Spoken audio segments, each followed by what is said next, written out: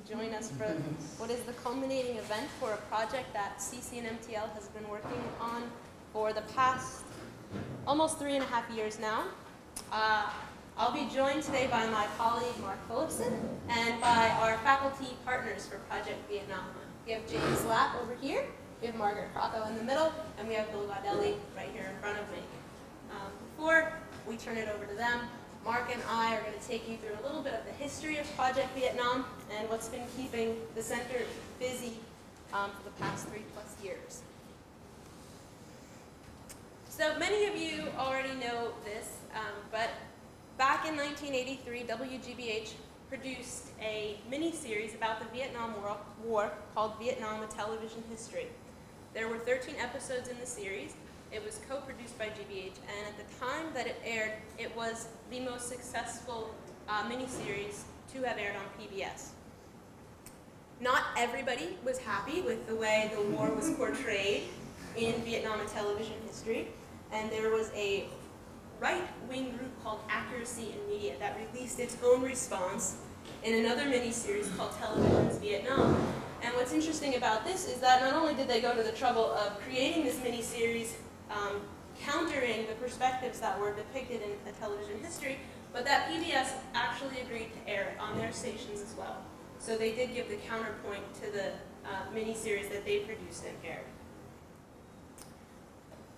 After the series was aired, the producers had lots of material in lots of boxes. They had international interviews and stock footage. They had a collection of photographs. They had educational material that had been produced to complement the miniseries. And at the end of production, all of this material was boxed up and donated to the University of Massachusetts, where it sat in the library's archive for a very long time.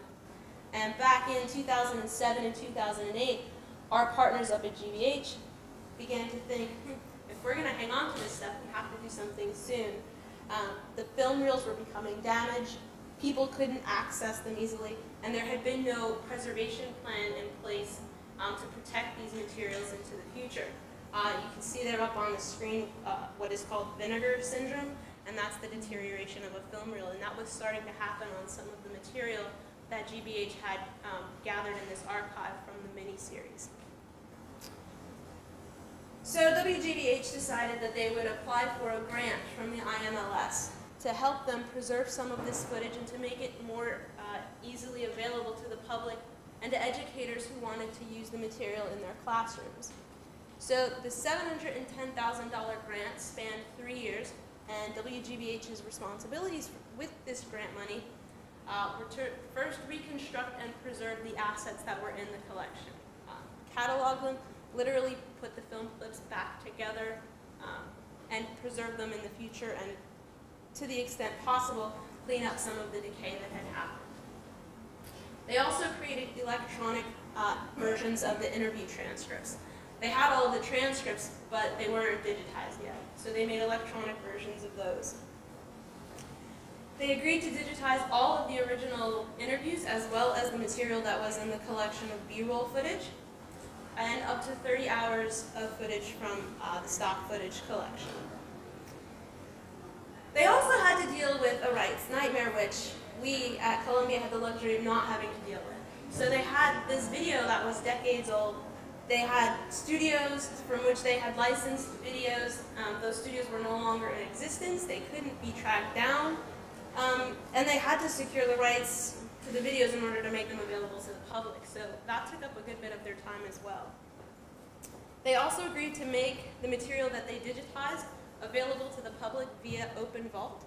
Open Vault is WGBH's digital repository, and you'll see bits of that in a moment.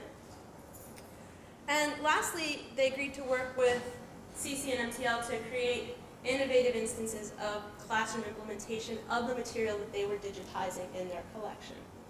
While the grant was $710,000, GBH did have to match that. So the total project costs for the past 3 years were almost $1.5 million. So while GBH was busy doing all of those things, here at the center, we were thinking about ways that we could deploy some of this material into the classrooms at Columbia. So we had a 3-year time frame. We started in 2008, and we were going to launch whatever the project space would be in 2009. So back in 2008, we just talked to faculty here who we thought would be interested in using some of the material in this collection. One of the challenges with this type of outreach is that we had to ask our faculty partners to imagine what they might do with material that they couldn't yet see. So we had a list of all of the videos in this collection. We had a spreadsheet that had, a title and a date and a subject and a little description, and all of us had to just guess whether or not that would be useful. I mean, there was a time where Bill and Margaret and I were sending spreadsheets back and forth with highlighted spreadsheet cells of what they thought would be useful, and we passed that back up to the folks in Boston. So it was a lot of guesswork and a big leap of faith in the beginning, but in the end, we wound up working with several faculty partners who teach 3 different courses here at Columbia, and they used the collection and the project space in their classrooms twice. So we were able to sort of do the project first, learn from that experience, tweak the online environment, and then launch it again and look at those results. So we had a combination of features that we had used in old work that the center had done, and we developed some new features just for Vietnam. Some of the folks in this room are familiar with our project called Vital, which the center launched many years ago, and was the first time we created a space where students could analyze and embed video clips into essays. And the project site that we built for Vietnam built off of the work that we had done there. So we took that, and we had some unique requests for new features that we developed for the faculty members that we worked with for Vietnam. During this summer right now, by the end of this month, we'll be launching a public-facing version of the project's website, sort of cataloging our journey for the past 3.5 years and sharing the curricula that was developed with just members of the public who may be interested in trying some of this in their own classrooms. And of course, we're culminating the project with today's University seminar. So before I continue, I'd like to introduce more formally our faculty partners, the first of whom is Charles Armstrong, who's an associate professor of history and the director of the SIPA Center for Korean Studies. Charles could not be here today because he's actually in North Korea right now doing some work. But we have him here virtually, and you will see him before the afternoon is over. Charles Armstrong taught, prior to our knowing him, he taught what he calls a more traditional course about the Vietnam War. And I think the old title was The Vietnam War, 1945 to 1975.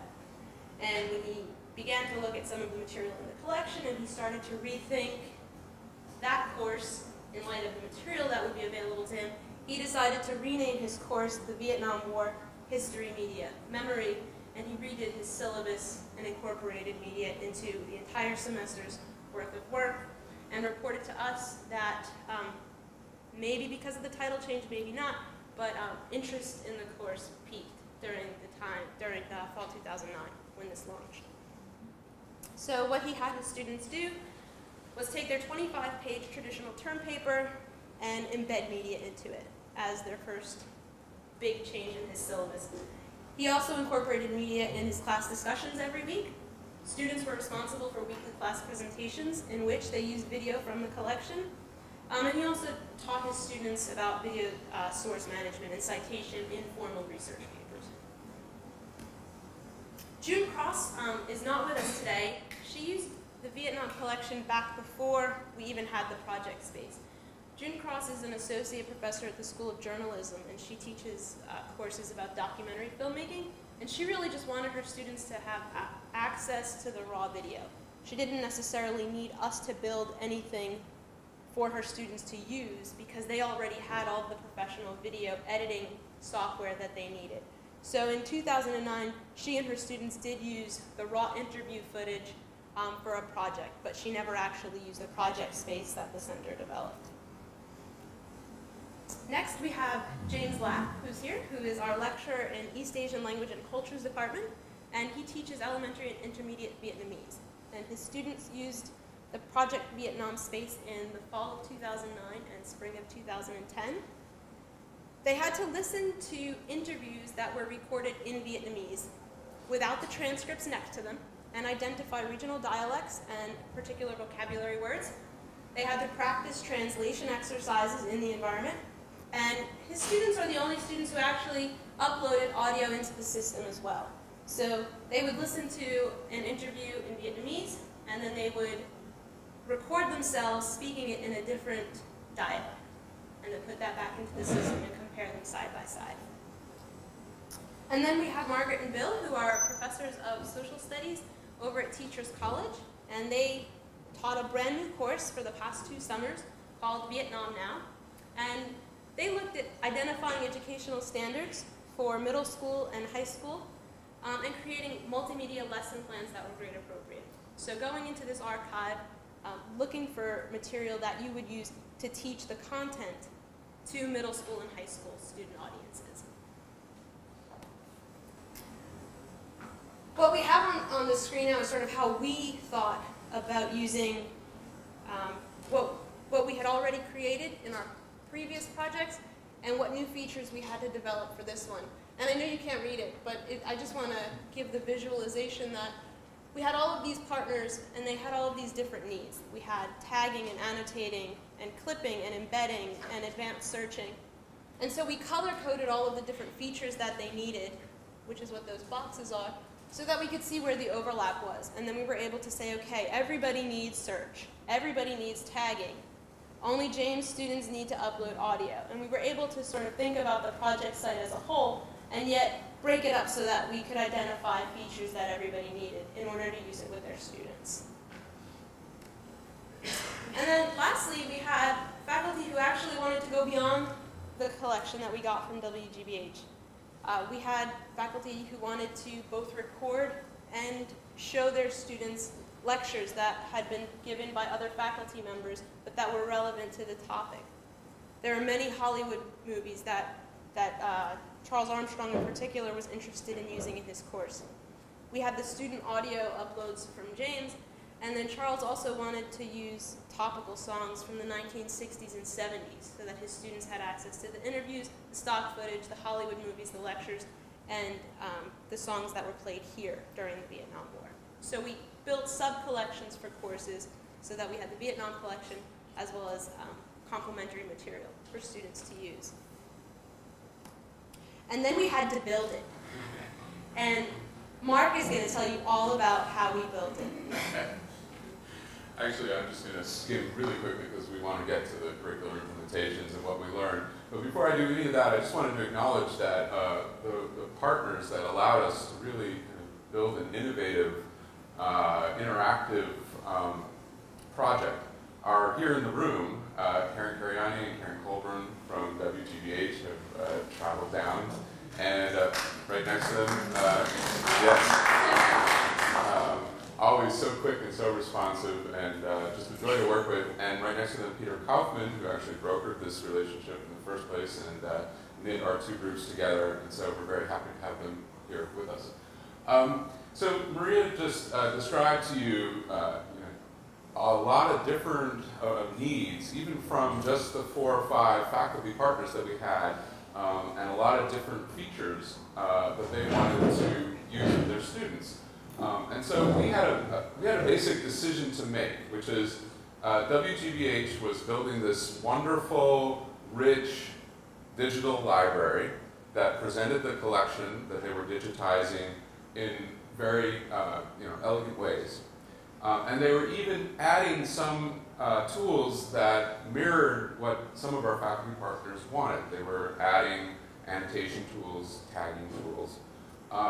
So we were looking at whether we were going to, in some way, build on top of their library and adapt the tools that they had for our purposes, or whether we needed to take a different approach.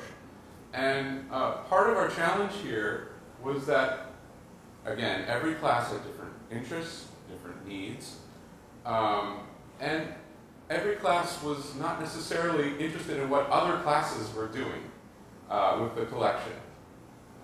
So it really, for Professor Lack's class, with Vietnamese language instruction, the way that his students were tagging the materials or using the materials may not have been so pertinent to Professors Janelli and Crocco's class, which was more focused on sort of curricular uses of the materials.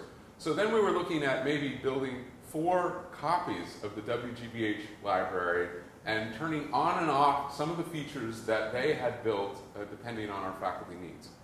But then I'll just remind you that Maria also made the point that people wanted to bring in other materials into the mix, right? Hollywood movies, lectures, songs.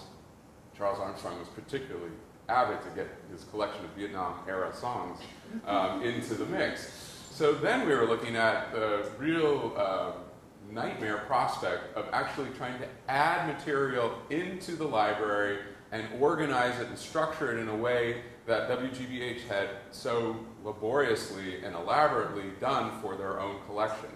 Did we really want to do that? So there were a lot of sort of interesting technical discussions about what that would entail. And what we ended up doing, and this chart tries to represent this, and I won't go through all the details here, but at the bottom, we ended up drawing from the WGBH basically their repository of assets and streaming out video, but putting them into new containers here at Columbia and building on top of that an analysis layer. So I'm going to just quickly try to give you an idea of what that means. At the heart of our approach was the rather counterintuitive idea of breaking apart the digital library, the collection, and the analysis space. So that we could have the sort of modularity and flexibility that we would really need to serve every curricular situation. So making the tools of analysis something that did not depend on and sit right within the library, but putting them in a different space. And the way that we connected these two crucial components was through a little button that would lift out library materials from the WGBH collection or from other collection sources that our faculty partners were interested in, and bring those materials into a course-specific analysis space. And we always like to point out one other crucial component here. Our lead developer on this project, Skylar Dubine, who thought of this elegant solution, and we particularly like this photo of him too, so we always like to show. So this is a picture of the WGBH library interface that we had to consider when we were having all of these discussions. And as I say, they had really gone far down the road on adding annotation tools directly into the library, letting people search in very interesting ways, clip out, mark, tag things. Ironically enough, in the copy of this library that we mounted here at Columbia, we ended up stripping out all of those annotation tools and making it a much more basic library, still retaining all of the wonderful sort of integration with the transcriptions of interviews that WGBH had done, but this is a sort of a mock-up of what our version of this library would be. You see there's no annotation tool, there's no tagging whatsoever. Instead, there's that little red button up on the right that says, analyze this. So the idea is that students would browse around in this rich collection, discover what they wanted to, quote unquote, check out into the analysis space, click the analyze this button, and in the item would come into a course-specific analysis space. This is an early mock-up of what that space would be. And here you see that same video plucked out of the library where it can then be clipped and tagged, where the tags that anyone in the class has given it sort of collect. So it's a sort of a community-specific collection of tags, and where it could be invoked in class discussions. So the library remains kind of pure, if you will, or unmarked by all these annotations, and all of this activity happens in the course-specific space. And then also in this course-specific space was a place where students could build multimedia essays. No matter what the approach, this seemed to be a crucial component for our faculty partners, that students didn't just look at individual items and mark them up and discuss them, but were able to synthesize or integrate them into larger essays, lesson plans, projects that they would present to the rest of the class, as well as the instructors. And the last screenshot I'll show you here is what we're able to do with this approach that is particularly interesting. And here this is an interesting visualization that Skylar has started to build out, which is looking at the ways in which in a given class, in this case this is the Vietnam Now class at Teachers College, looking at the ways in which individual students have connected to individual items within their projects. So it's far too small for you to really see this, and I don't want to take a whole lot of time about this, but there are a lot of little dots there, and each dot represents one item from a digital library, and they're color-coded. So I believe the orange dots are from the WGBH Vietnam collection.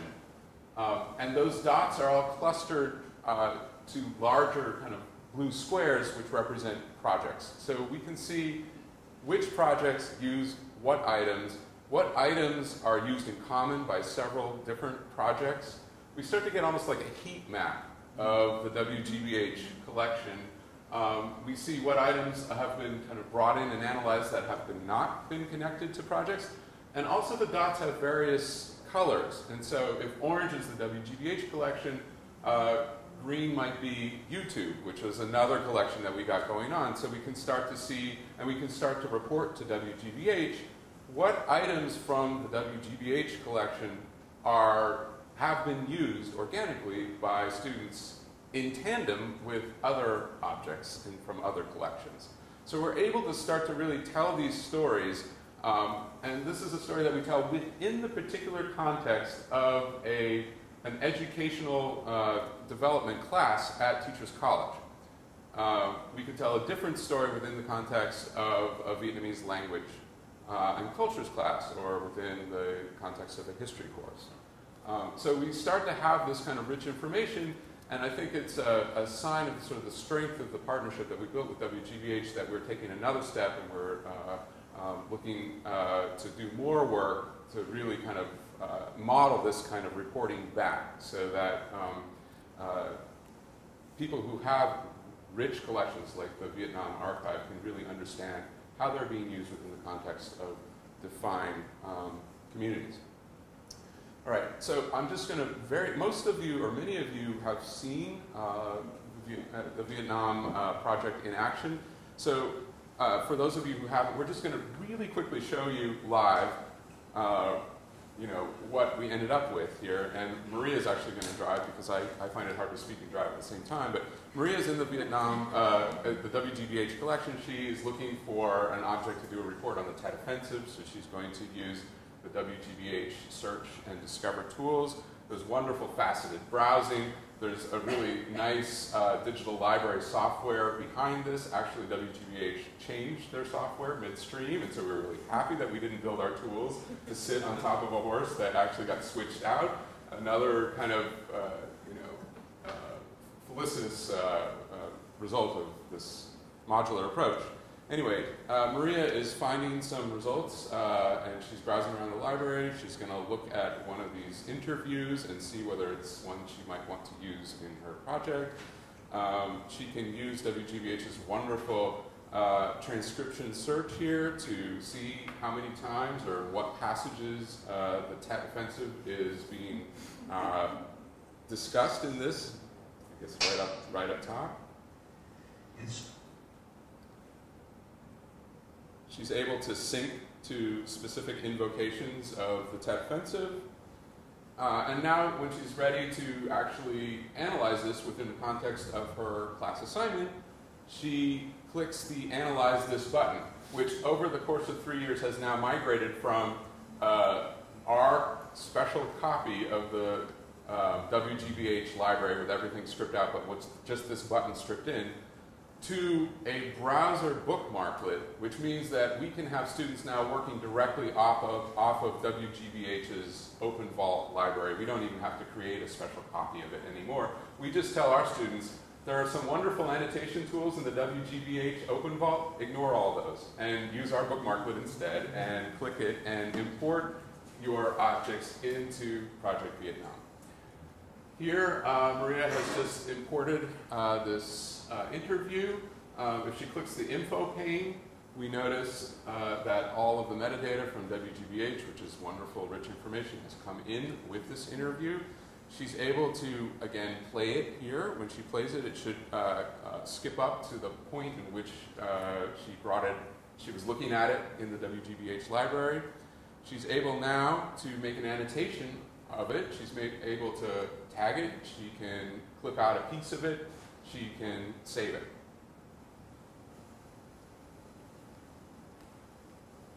This is why I like to have her do it, because I can never think of what to write here on the fly. Okay. If others in the class have also worked with this object, and they have, Maria is able to browse around, and she can even see where in the video they have made their selections. And so I guess I have heat maps on the brain. It's a hot day today, but we start to get kind of a heat map now. Underneath, you can see all the different places that various students have actually clicked within the context, again, of this one course, this video. All right. When Maria is ready to write her project, then, she goes into the section called Items and Projects. All of the videos that she has clipped and saved are available to her on her left. She can watch them again here. She can filter them by tags that she's given them, so she can organize them in ways that make sense for her. She can also take a peek at what other people in the class have brought in, and she can filter those by tags as well. So if she wants to sort of leverage work that other students have done to, what else has the class found that is pertinent to the TED offensive, she could use tags in this way.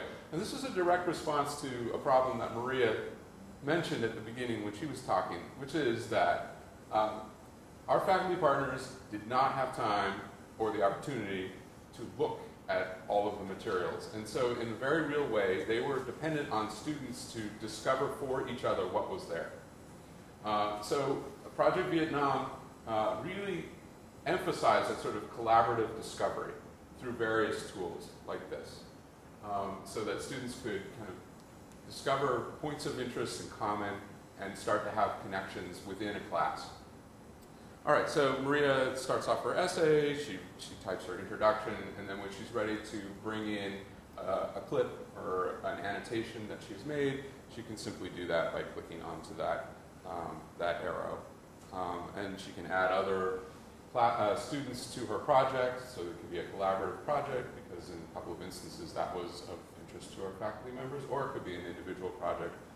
She can also publish this on a variety of levels. She can just share it with teachers, with the instructors, or she could share it with the whole world if she wanted to. As our work with Project Vietnam progressed, and as we sort of generalized the modular model of breaking apart the collection from the analysis space, we were able to get Project Vietnam working with many different collections, and then we've generalized the whole model, and now we call it Media Thread. And now we have this kind of project happening across the university in a wide variety of subject matters. So the Vietnam War, at least for us, was a very successful and profitable experience. And I'm just going to now step back, and I know that Margaret Krakow needs to leave a little early, so I'm going to invite her and Bill Gaudelli to come up and talk to us about the implementation at Teachers College.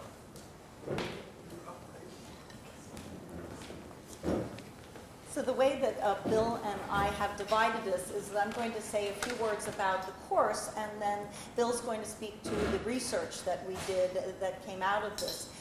Because as social studies educators, some of, we knew certain things about the teaching of the Vietnam War. I mean, one of the things fundamentally as former teachers that we know is that very rarely actually do teachers get to put a lot of time into the teaching of the Vietnam War.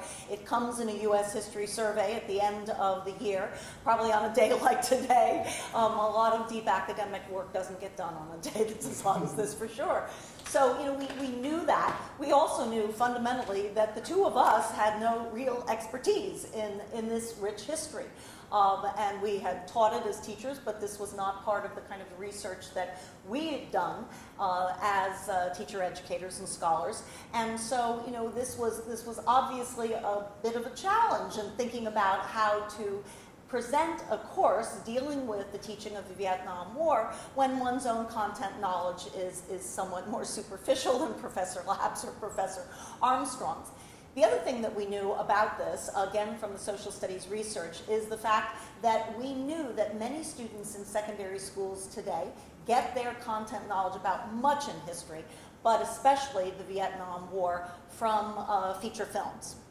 And that, in fact, this is going to hold on to your hats because it will shock you. The film that is most commonly shown in schools today to portray the Vietnam War is Forrest Gump.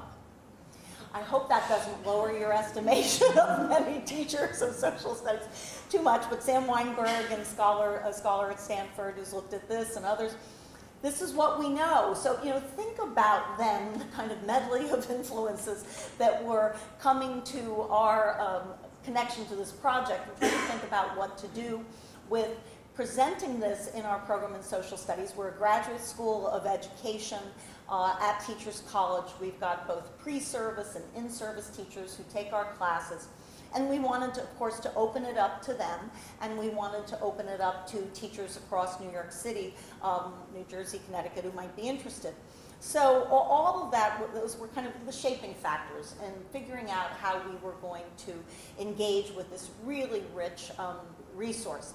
So we decided that we were going to do a course that would be a 4-day, 9 to 5 summer offering in June, a little bit later in June, when teachers were out, and that we would invite in a number of experts from around the country who had content knowledge in the history of the Vietnam War in various respects, and could do some presentations about that, that in league with the reading that we would assign our students, would at least provide some common basis of understanding about certain aspects of the war. We also knew that what we wanted to accomplish in teaching this class was to come up with a couple of key ideas that would capitalize on the resource of Project Vietnam, but would also take into consideration some of what we know from the research in teaching and learning that is important in teaching any topic having to do with the past. And there actually has been a fair amount written in our field about the use of media.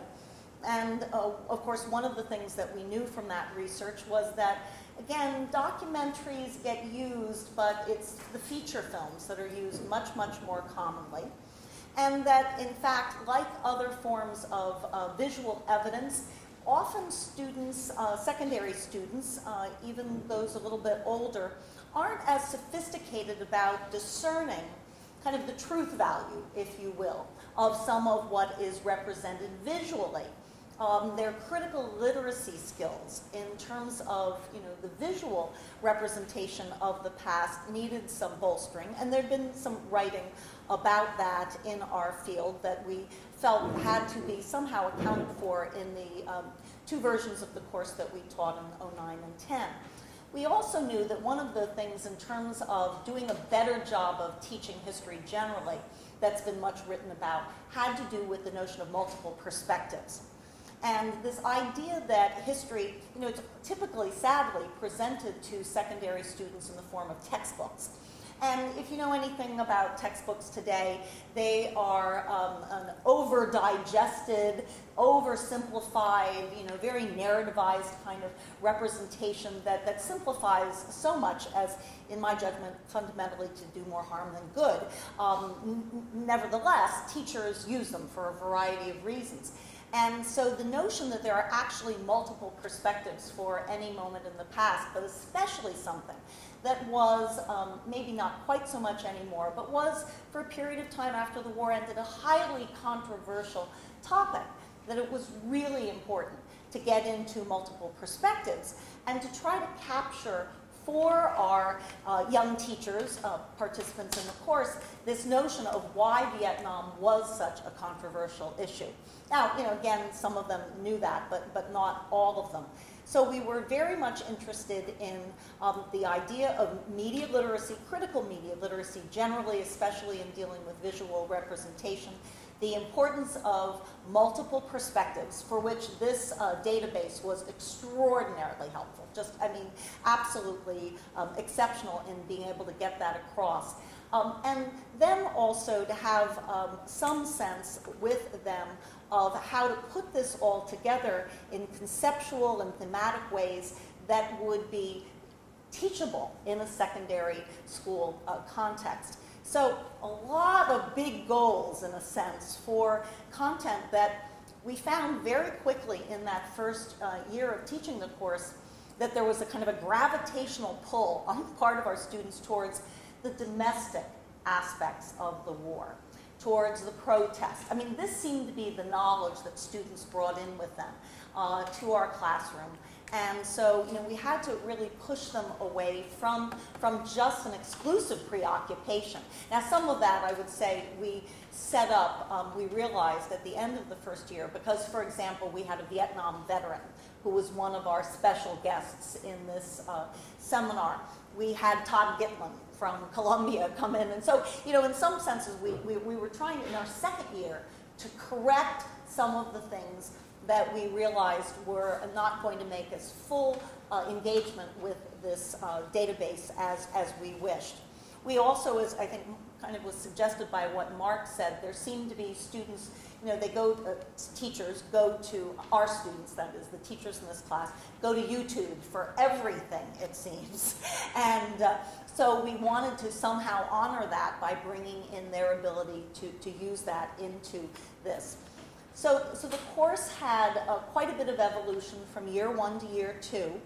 One of the key things we learned in terms of utilizing the database was the need to have Mark and Maria there in a more formal fashion. They had sat in on a good deal of the class year 1. And I would say, I think it's fair to say that the online environment was not as refined as it became by year 2. I think we all learned some things for the year 2 representation in the class. But what we actually did then, besides changing some of the special guests from year 1 to year 2, we also actually scheduled some time for Mark and Maria to really do in a more formal fashion a set of lessons that would help our students use the database in as productive fashion as possible in order to build what was the end goal here, a mini unit on the teaching of Vietnam for secondary level audiences. And so I think the year 2 experience was much, much better. And many of the products that the students created, I think they have in fact used in their teaching and find this to be an incredible resource. So let me turn this over to Bill to talk about the research that we got out of this. Well, thank you very much, Margaret. And it is very hard to believe that the project is coming to an end, because it seems as though we've just started, but time flies, as they say. We decided at the end, or rather at the end of year 1, that we would attempt to collect some systematic data about this work that we were doing and do an action research study related to the teaching of the Vietnam War with documentary film evidence and outtakes. The issues that are represented in this project are really quite interesting to our own research on a number of counts. The use of documentaries with outtakes is a fairly unique opportunity because you typically don't see what's left on the cutting room floor.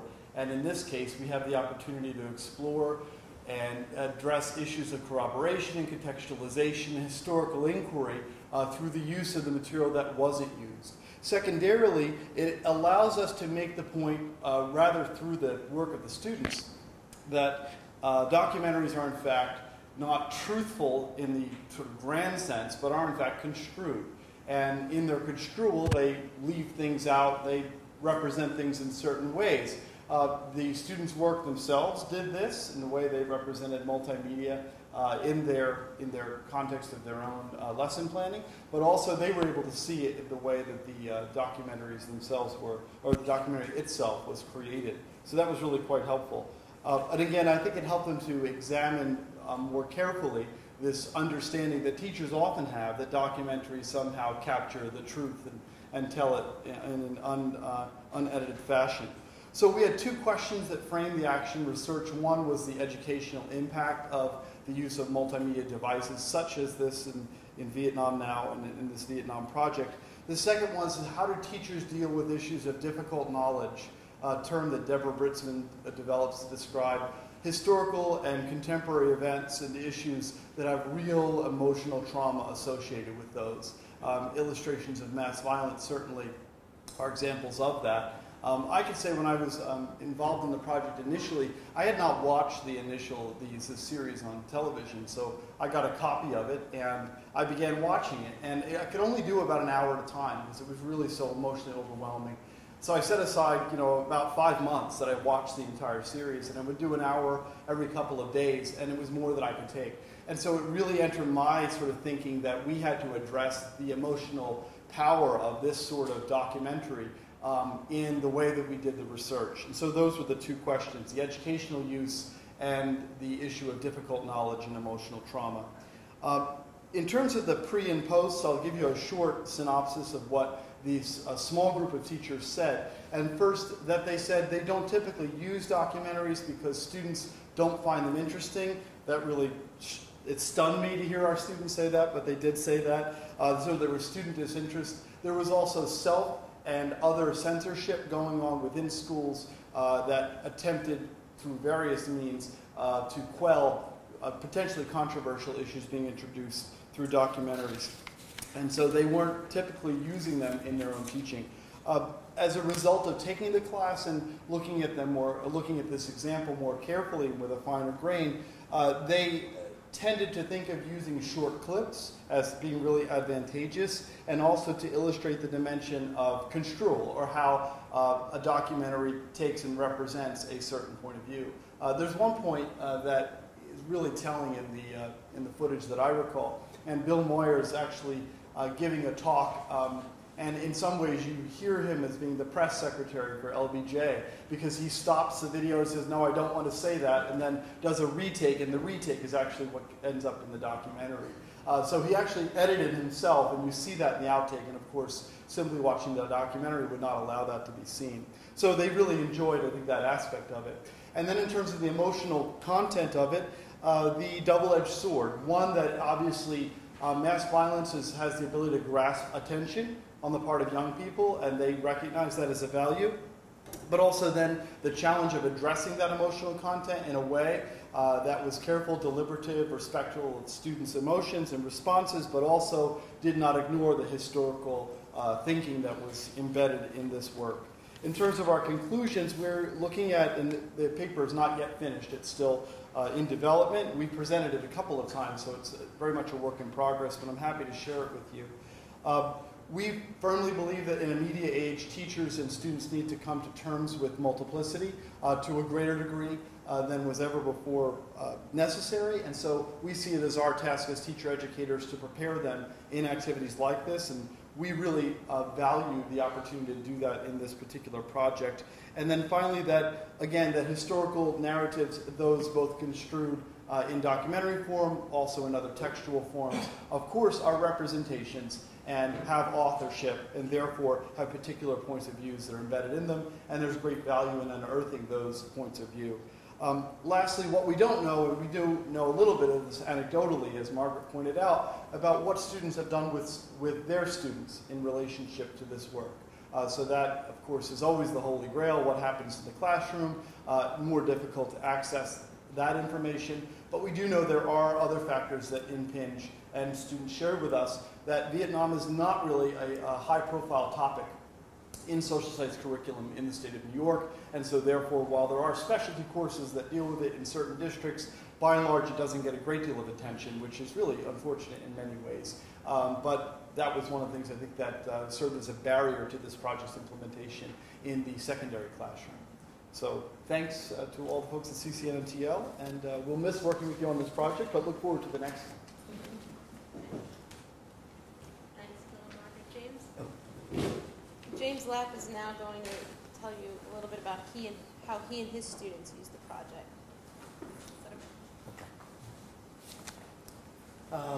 You know that I'm looking for in this collection is very specific need for the Vietnamese class. Number one, only Vietnamese.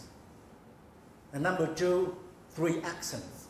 The northern accent, the central accent, and the southern accent. So 3 accents of the Vietnamese language to apply to 4 skills of the any language. So reading, writing, and speaking, and listening. That's very specific. So that's why. So I'd like to share with you these few things, how we prepare for this project, and how we assign assignments to students. Then some problems raised by students themselves. And I try to have some solutions for them, and the final results, what we get. And of course, last thing, the wish list from me. If we have that, then maybe we have less problems with students.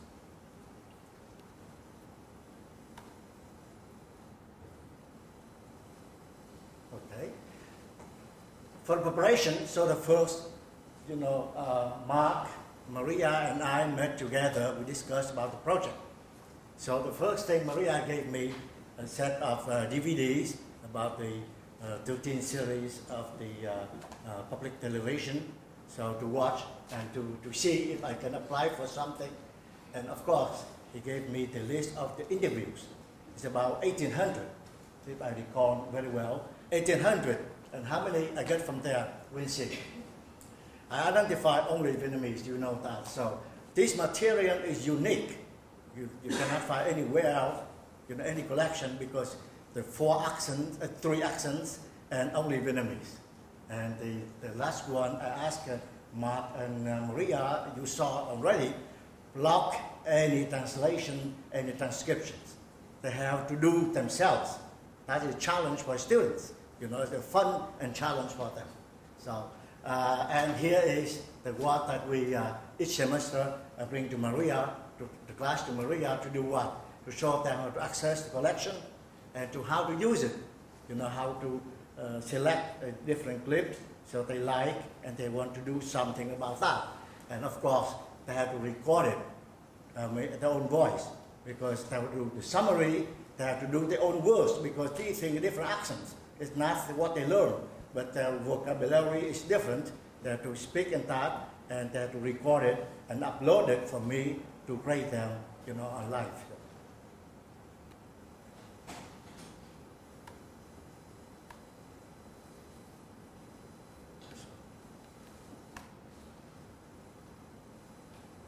All right, this is, you see the collection. We get everything from 1,800, but we get only 43. 43 on in Vietnamese, and luckily we get the really 3 accents, the north, the center, the south. All right, those things you can see 43 of them. And sometimes they can recognize by the last name. If they see Vu, that means from the north. If they see something else, they know from the south, or otherwise they can test out, they can see it. Here we go, assignments, how can I do that? The goal is the final exam. The assignment is 10 minutes for each accent. 10 minutes is long. Okay, imagine if we over here, we listen for a British speaker for 10 minutes, and another one, Asian, Indian speaker for another 10 minutes, and American speaker another 10 minutes. So that's very long. It's not easy to transcribe and to do those things. It's long. So how to solve that? I think I don't want to give them hard time. I want to help them. So I use the midterm. Give them 5 minutes. So try out 5 minutes for each one of them. Let's see how you can do it. Here the assignment steps. So what I do, I give them, they have to select themselves. 3 out of the whole 143, but should be 3 different accents. That is requirement. And number 2, they will transcribe them as much as they can. If they cannot do it, they can ask me. If they leave blank, I fill in for them. Okay, before the final submission, they give me, oh, I cannot, recognize these vocabulary, these words, something. I fill in the blank for them.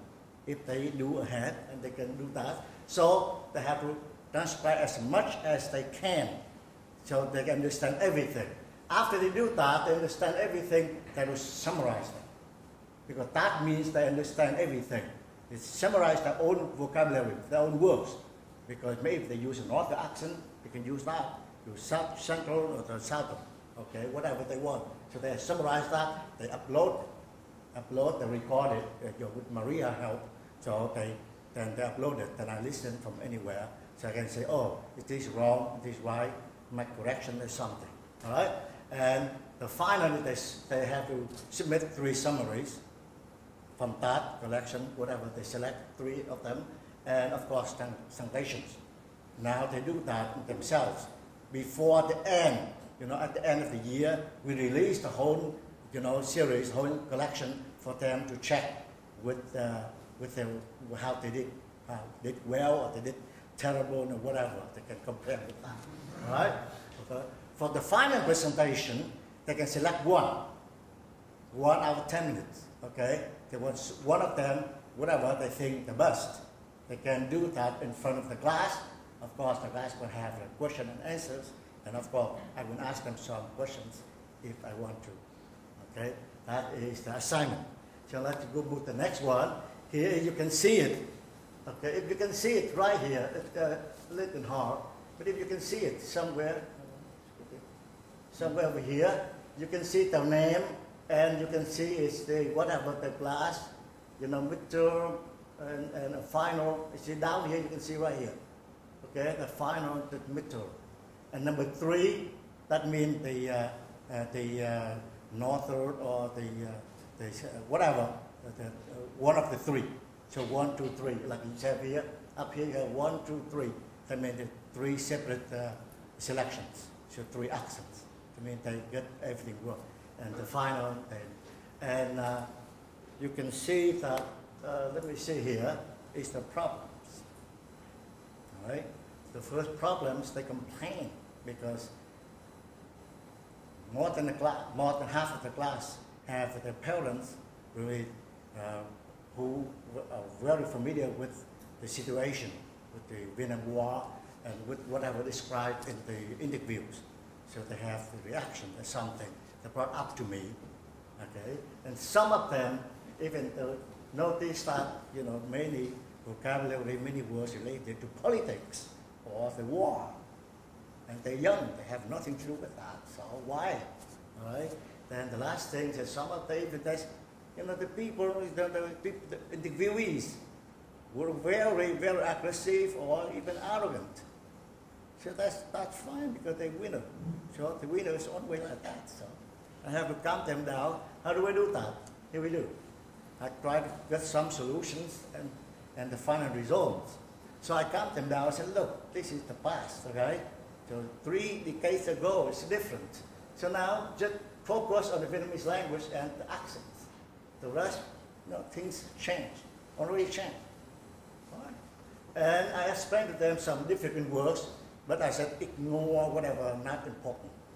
Not related to you, something you don't understand, don't worry. Forget about that.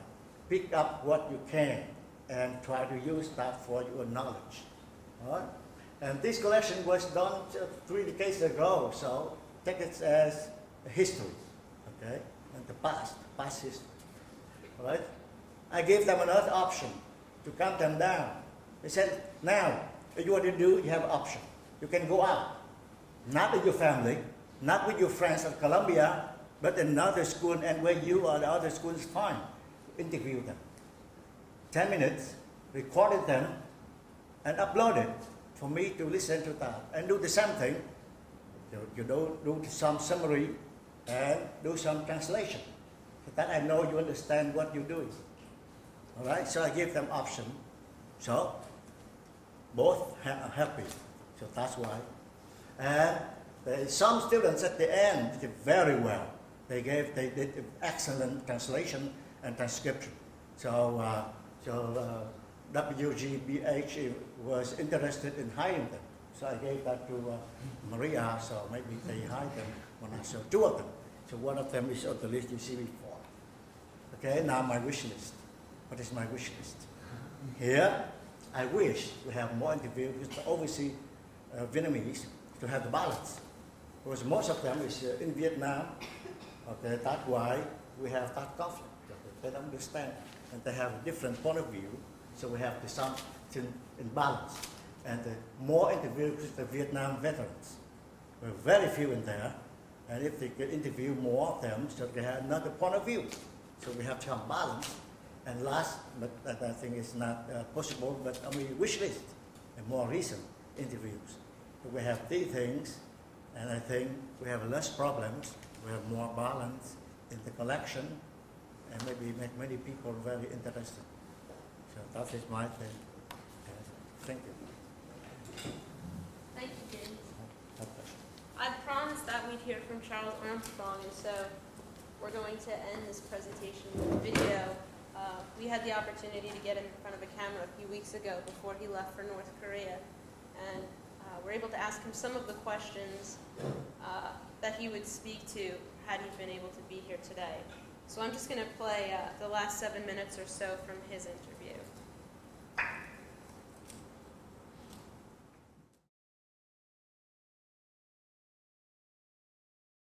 Moving from a traditional history course, which is very text-based, students reading books and writing papers about those books, and then focusing on media, both as a source and also as part of the projects themselves, was a big, big step. And it was more complicated than I had realized it would be. But it seemed like the perfect subject to lend itself to that, not just because of Project Vietnam existing there and we having these great resources, but also because the Vietnam War itself was the first war that was broadcast regularly on television and in which media played a very important role in the modern sense of media, of the electronic media. So there were a number of challenges to be overcome. One was how to access the videos, and over time there were more and more of them, but you know, the sources we had were somewhat initially limited, and we had to explore what we had. Another challenge was how to incorporate the video clips into the students' work, and what I had them do is use the platform that you had designed to write papers that had clips embedded in them. And that was a big learning process for me, but I think that the students enjoyed it, and it made it a very interesting kind of a hybrid of a more traditional paper-based course and a media-focused course.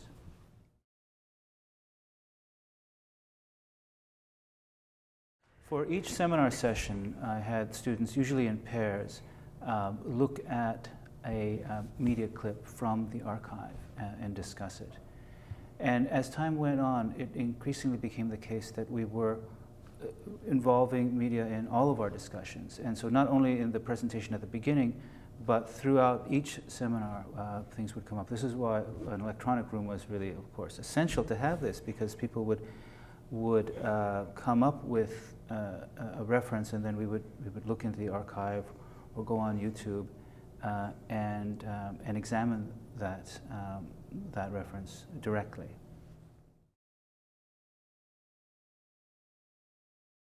One thing that struck me about how the students understood the Vietnam War is that they saw it almost entirely as an American event, part of American history, and they tended to gravitate toward the domestic aspects of the war in the media sources that we had. So I had to kind of push them to look at interviews with Vietnamese subjects, with clips that were set in Vietnam, and so forth.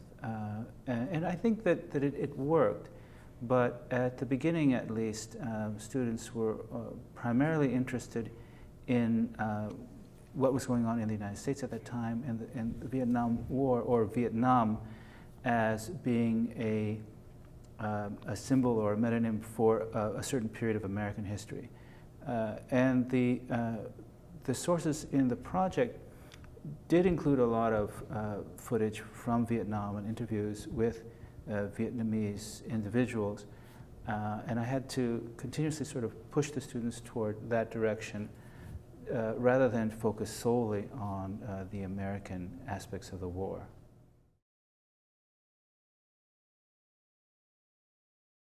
The material from GBH was pretty wide-ranging, but one of the strong interests of the students was in American popular culture of the time, particularly films and music. So I decided to supplement the WGBH materials with clips from a number of films, films that I thought were the most classic and representative Hollywood films set in Vietnam. Most of them were made well after the war was over, films like Full Metal Jacket, Apocalypse Now, Platoon, and so forth. And the students were also very interested in the music. I had always incorporated music of the Vietnam era in my courses on Vietnam before this project began. But I've also noticed over time the students, and having to do with the change of media for listening to music, and also related to that, it seems, changing student taste in music and the sort of blending together of different times. Over the several years that I taught the Vietnam War course, the students became increasingly familiar with the music of the era. When I introduced music during the time I used this material, and I asked the students what they thought of this, they said, "Oh, we all have this music on our iPods." So it was actually a culture with which they had some familiarity, but it meant much more to them to put it in the context of these other media images and this history of the war.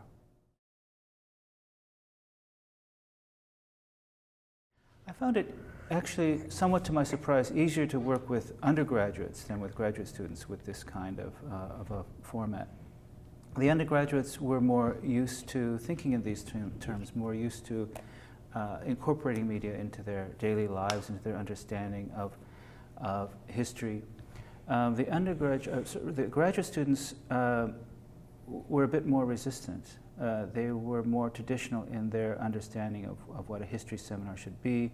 They wanted to focus on reading texts and analyzing them and writing papers. So I think that to do this again, I would do something slightly different with the graduate students, perhaps, and think about how, in a graduate seminar format, something like Project Vietnam can be adapted for the needs and interests of the graduate students. The undergraduate course I taught was also a seminar. Usually these undergraduate seminars are no more than 15 or so. I think my class had 18. And that was a good size. But the other way in which this could be used, which I think could be quite effective, is in a large undergraduate lecture course. That would have less direct student input, but it certainly is a forum in which these media images could be incorporated very effectively.